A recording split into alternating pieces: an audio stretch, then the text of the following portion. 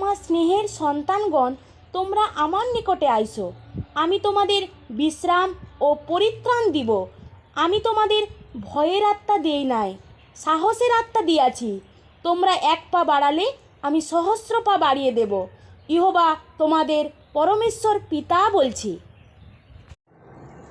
প্রভু কহেন, তোমরা যে আমাকে মনোনীত করিয়াছ এমন নয়, কিন্তু আমি তোমাদিগকে মনোনীত করিয়াছি, নিযুক্ত করিয়াছি, যেন তোমরা গিয়া ফলবান হও এবং তোমাদের ফল যেন থাকে।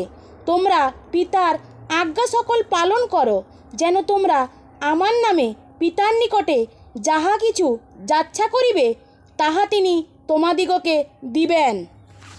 আইসো, আমরা সমস্ত বিষয়ের উপসংহার শুনি। ঈশ্বরকে ভয় করো ও তাহার আজ্ঞা সকল পালন করো, কেননা ইহাই সকল